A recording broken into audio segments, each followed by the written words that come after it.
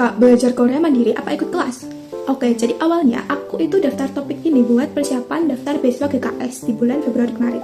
Dan selama persiapan buat topik ini 3 bulan sebelum ujian itu, aku tuh gak ikut les apa-apa. Menurut aku pribadi, kalau kalian tuh masih di persiapan buat topik 1, kalian tuh masih gak terlalu butuh buat ikut les. Karena materinya tuh masih hal-hal yang dasar dan bisa kalian pelajari secara mandiri. Grammar dan juga kosakata di topik 1 itu juga masih dasar banget guys. Beda banget sama kalau misalnya kalian ada writing di topik 2. Kalau itu menurutku mungkin kalian masih butuh buat les karena susah kalau buat belajar mandiri ya.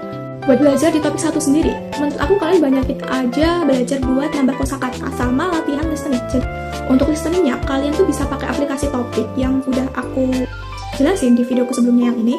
Sedangkan untuk nambah kosakata, aku tuh saranin kalian buat pakai aplikasi Avocards. Di aplikasi Avocards ini, kosakatanya tuh udah dibedain setiap kategori. Dan ini tuh modelnya kayak flashcard gitu. Jadi kalian belajar kosakata dengan cara flashcard. Jadi aplikasi itu sangat membantu aku pribadi buat nambah kosakata, terutama yang kosakata dasar buat topik 1. Jadi saran aku, kalau kalian di topik 1, kalian bisa aja banyakin belajar struktur soalnya. Banyakin latihan soal dan jangan dibuat stres ya guys ya. Apalagi waktu ujian. Tapi kalau kalian misalnya mau ikut kelas, menurut aku juga nggak apa-apa banget. Karena buat nambah sharing belajar dan kita juga punya mentor gitu. Jadi senyamannya kalian aja belajarnya kayak gimana. Kak, persiapan apa aja buat daftar ujian ini? Oke, jadi sebenarnya persiapan buat daftar tes topik ini tuh kayak ujian pada umumnya ya.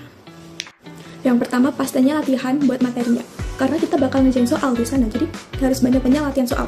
Buat listening, reading di topik 1, dan kalau kalian ambil topik 2, kalian juga harus siap-siap buat writing. Jadi banyak-banyak belajar aja. Yang kedua yaitu persiapan buat dana. Karena tes ini tuh nggak gratis guys, jadi kalian juga harus siap-siap nabung. Buat biaya pendaftaran topik 1 sendiri itu 300.000 kemarin, dan buat biaya topik 2 itu sekitar 450.000. Yang ketiga, kalian jangan lupa cari informasi tes. Karena tes topik ini tuh nggak diadain di seluruh kota di Indonesia. Itu cuma kota-kota tertentu aja kayak Surabaya, Bandung, Jakarta, Jogja. Dan tesnya itu tuh dilaksanakan 2 kali setahun. Jadi biasanya tesnya itu dilaksanakan pada bulan Mei sama Oktober. Yang bulan Mei ini pendaftarnya tuh dimulai pada bulan Februari. Jadi Februari kemarin buat tes bulan Mei ini. Dan buat yang bulan Oktober, tesnya ini tuh pendaftarannya mulai sekitar bulan Juni atau Juli. Jadi kalau kalian mau ikut tes topik ini, kalian harus bisa cepet gercep cari informasi pendaftaran buat tes ini. Kalian bisa follow akun penyelenggara tes topik ini. Karena kuota tes topik ini tuh terbatas dan orang-orang tuh pada cepet-cepetan. Jadi jangan sampai kalian udah capek-capek belajar tapi ketinggalan informasi buat daftar tes ini.